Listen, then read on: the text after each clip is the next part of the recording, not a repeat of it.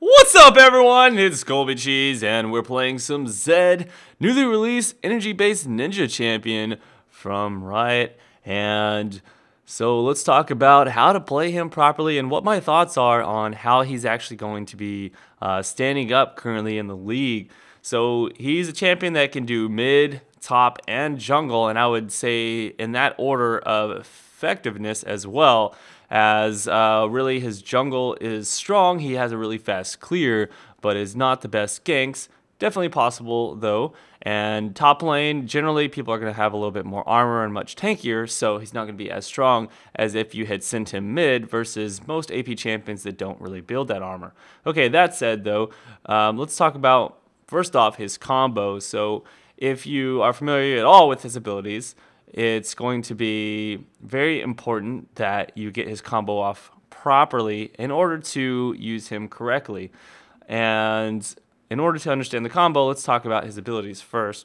So his passive actually allows him to do a lot of damage to low health targets under 50%. He's going to do a percentage damage to their health, and it's kind of similar to Jarvan's passive in that sense, but mostly just under 50%.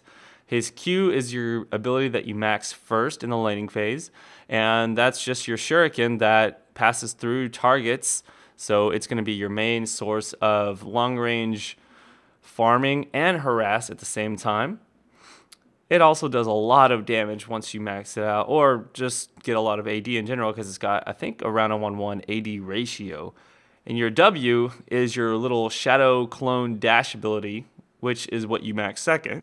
The reason I maxed W second rather than my E, since W doesn't have damage, but E does, is that, well, I'll talk about this a little bit more detail later, but mostly for now, just know that his W, it reduces your cooldown, it reduces the energy costs, and it gives you a bonus AD percentage. So if that's not enough reason for now, then I'll explain more later. And then your E is your AoE damage, and I maxed that one last. And it's already got pretty low cooldown at level 1, and it scales quite well on AD, so it's not too bad if you max it last. Your ultimate is a really nice ability to kind of dash to targets, and this is obviously your main kill spell for just assassinating targets. All right, so I've gone over the abilities really quickly. Let's talk about how to use them properly, both in the laning phase and for like team fights and just your damage kill combos. So what you want to do is start off by using your death mark, your ultimate, and then toss out your ignite. After that, use your E immediately and try and line up your Q. The way it works is you want to get off as much damage as possible within 3 seconds after hitting your death mark. So obviously within all of that, try and land as many auto attacks as possible. And if necessary, you know, if you're chasing in the middle of all of that, you can death mark back by hitting R again. It'll swap places with your clone. You may even do that in the middle of the combo to help you get behind your target and make sure that they cannot run away very well. And then you still have your W after that point to either dash past and try and catch up with them if they're running away, if you haven't killed them yet, or you can use that W to kind of escape that engage. So try and learn to use that properly. I didn't really get complete hang of it. Like I kept using my W and my death mark at the same time, and really don't need to, because all you need is that one extra clone to do that extra damage from your death mark. And the death mark actually creates a clone behind the target.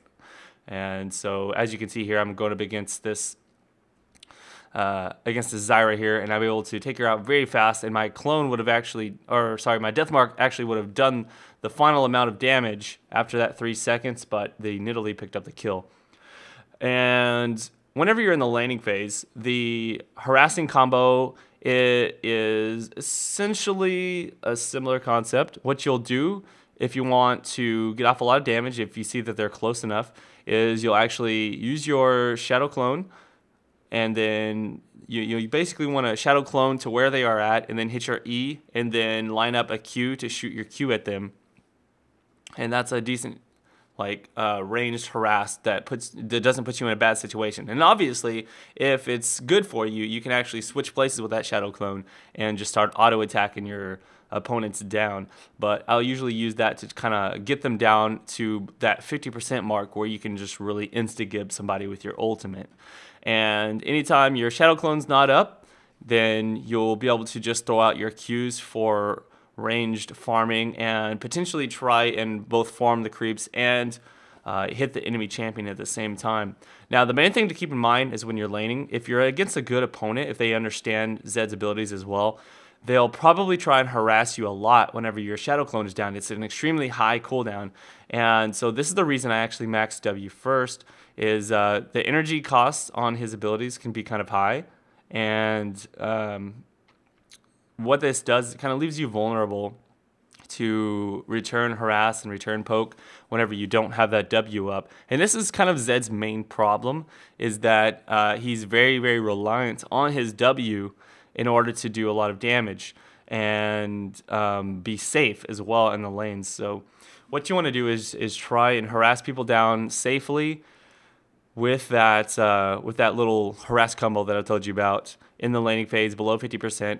Anytime you get a chance, you can go run around and grab Wraiths. So I do my best to try and like shove out the lanes enough for me to farm the Wraiths, and I want to get those items as fast as possible.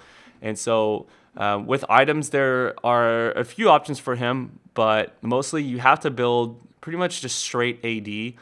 Although he has the problem of being a bit squishy with not a lot of disengage, such that if he jumps into a fight, he's probably going to get just mashed down and melted right away. So I usually was building a Brutalizer into a Bloodthirster and then a GA. You may want to experiment with building Hexdrinker and maybe 2 Dorans instead of a Brutalizer, depending on the matchup and if you really need that Brutalizer or not. Obviously, the Brutalizer is going to give you much more kill potential, but the Dorans are going to give you a little bit more survivability in that case. Here's a really cool trick right here, I guess in the middle of me talking. I'm against this Fizz here. You can actually use your ultimate to dodge skill shots, and he's going to shoot out his shark here. Whoop! And I use my death mark. You'll notice right when it goes through me, and it basically forces the fish to pass through. Fortunately, I still die, but that's because his trident really hurts. So other than his W costing a lot of energy and having high cooldown, I found some other problems on Zed. Your E ability actually applies a slow if you use your Shadow Clone and if both you and your Shadow Clone hit your E onto that target. Unfortunately, it doesn't slow them if it's just you hitting the E, and that's actually a big problem. You'll notice I was trying to chase that Hecarim down, and I wasn't able to slow him because I couldn't hit him with both the Shadow Clone and myself on that E. So I really feel like they should have given at least like a half duration slow. Not even it didn't have to be the same as your Shadow Clone slow, but possibly some kind of slow to help you stick to your targets and continue to chase them down. That kind of hurts his jungling a lot, not being able to slow your target effectively without having that Shadow Clone. And since it's such a high cooldown, that's pretty much part of the problem there. And other than that, it's like he's very squishy unless you just build kind of tanky, which if you build kind of tanky, his damage is really not there based on, again, his cooldowns. Especially on that ultimate, since that ultimate is the big part of how he functions. You really have to be able to do as much damage as possible within a very short period of time. And so Glass Cannon is kind of the only build for him. Obviously, Hexdrinker and Dorans might be the only other option in GA. But once you get a Brutalizer and a couple of other small AD items like that, that's generally enough damage with his actual passive AD that you get from the W. You'll notice in some of the clips that are late game, I have close to like 450 to 500 AD with like just tons of AD items. Still kind of squishy though, so obviously I probably could have built a little bit tankier in some of these situations. Overall, I do think that Zed was a lot of fun to play. Unfortunately, I don't really feel that he's strong enough for ranked. There are definitely better choices when it comes to assassins, in my opinion, especially if you want to go mid lane assassin and things like that. Overall, he's pretty close to being where he needs to be. I think that he just needs a little bit of tweaks, maybe a slow on his E, possibly lower cooldowns at later levels on his W. I'm okay with it being high cooldown at lower level. Hopefully you guys enjoyed this video and you get some use out of Zed, possibly learn how to build him a little bit and use his combo effectively to actually wreck some people in your games. I did actually get a lot of kills in all of my games, although I didn't feel very useful utility-wise or in team fights, again, like I was saying.